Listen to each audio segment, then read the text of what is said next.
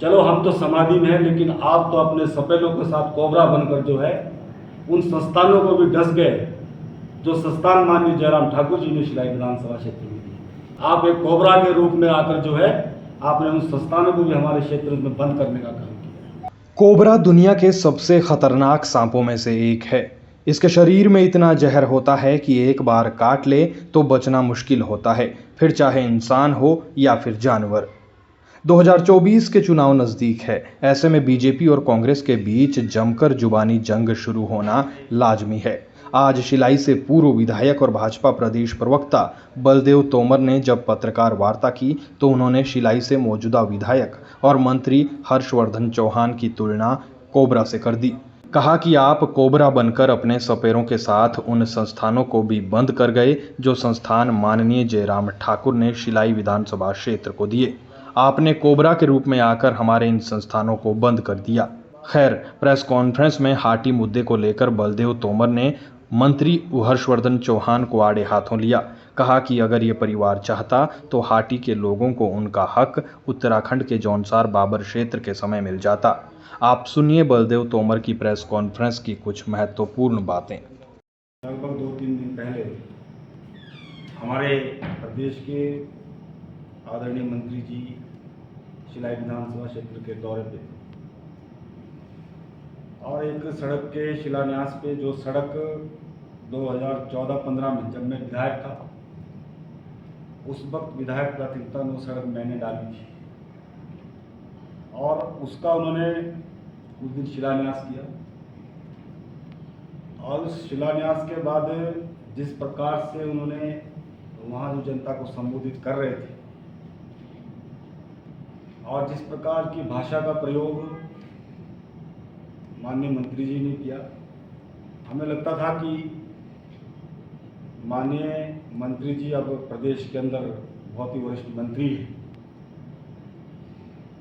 और प्रदेश के लिए, क्षेत्र के लिए और जिला के लिए कुछ अच्छी सौगातें लेकर आएंगे, अच्छे विचार लेकर आएंगे। लेकिन जिस प्रकार से उनकी बातों से उनकी मानसिकता दर्शाई जाती है, उन्होंने वहाँ पर कहा कि जो गिरिपार का जनजातीय क्षेत्र होना था, उस मुद्दे पर उन्होंने कहा कि ये नहीं होना चाहिए, इससे हमें कोई लाभ नहीं है। उन्होंने कहा कि उसमें ना हमें बजट का प्रावधान होगा, ना नौकरियों में लाभ होगा। आधी अधूरी जानकारी के साथ मंत्री जी वहां पर वक्तव्य दे रहे थे। 55 वर्षों से गिरिपार के लोग इस लड़ाई को लड़ रहे हैं और 55 वर्षों में अनेकों लोग इस केंद्रीय हाटी समिति में जुड़े।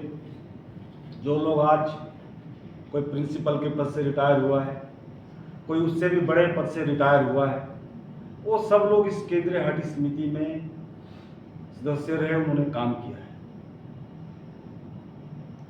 मुझे लगता है कि वो लोग भी पढ़े लिखे लोग थे जिस लड़ाई को लड़ रहे थे और शायद कहीं ना कहीं मंत्री जी से ज़्यादा ही पढ़े लिखे होंगे। उन्हें भी इस बात का ज्ञान रहा होगा कि जनजातीय होने के क्या नुकसान है, क्या फायदे हैं। और जिस प्रकार से माननीय मंत्री जी वहां पर कह रहे थे कि इसमें आरक्षण 37% का नुकसान हमको हो जाएगा, मुझे लगता है कि पहले मंत्री जी थोड़ा अपना ज्ञान दुरुस्त कर लें। 27% आरक्षण की जो बात करते हैं उसमें से ईडब्ल्यूएस का 10% जो है उसमें से बाहर निकलता है, तो ओबीसी का मात्र 17% बचता है। और मंत्री जी ने वहां पर रिजर्वेशन की बात तो बता दी, लेकिन उन्होंने पॉपुलेशन की बात वहां नहीं बताई कि अभी जो 17% के अंदर हमारे ओबीसी के भाई लड़ाई लड़ रहे हैं, कोई टेस्ट निकालते हैं उसमें पूरे प्रदेश के ओबीसी फाइट करते हैं। और जबकि जनजातीय में जब हम लोग आएंगे उसमें पॉपुलेशन घट जाएगी, जो क्षेत्र जनजातीय के है उसी की पॉपुलेशन उसमें फाइट करेगी। उन्होंने मात्र लोगों को गुमराह करने का काम किया और साथ में उन्होंने एक बात और कह दी कि मैं तो चुनाव के समय में फंस गया, चुनाव में फंस गया। मेरे साथियों ने कहा कि अभी आप भी हाँ में हाँ कर दो। मैं तो इसके पक्ष में ही नहीं। मैं उनसे पूछना चाहता हूँ कि पिछली बार भी आप इस क्षेत्र के विधायक थे, वहाँ की जनता ने आपको चुनकर विधायक बनाया था, और जब हाटी समिति की खुमलियाँ चली हुई थी उस वक्त आपने हर जगह अपनी सिलाई में आकर आपने कहा कि अगर जनजाति नहीं होगा तो मैं अपनी जान तक दे दूंगा। तो वो क्या था? मात्र उन्होंने लोगों को ठगने का काम किया, झूठ बोलने का काम किया, और आज सरेआम मंच से इस बात से मुकर रहे हैं कि मेरा कोई ऐसा इरादा नहीं था, मुझे तो चुनाव के वक्त मजबूरी में बोलना पड़ा। 55 वर्षों की राजनीति में अगर वो परिवार चाहता तो हमारा क्षेत्र गिरिपार जौनसार की तर्ज पे ही 1967 में हम भी जनजाति हो जाते, लेकिन उस परिवार ने ना तब चाहा, ना ये परिवार आज चाह रहा है कि क्षेत्र जनजाति घोषित हो। लोगों को गुमराह करने का काम मात्र किया गया। चुनाव के अंदर जातिवाद के ऊपर चुनाव को ले जाने का प्रयास किया। इस जाति को ये नुकसान है, इस जाति को ये नुकसान है, इस प्रकार की राजनीति करके, और उसके बाद 6 महीने के अंदर हमें लगता था कि क्षेत्र को बहुत बड़ा ओहदा मिला है, बहुत सारी इस क्षेत्र का विकास हो, लेकिन 6 महीने का समय चला गया। मंत्री जी ने सारे संस्थान बंद करवाए, और आज मंत्री जी कहते हैं कि हाटी पुत्र अभी समाधि में है।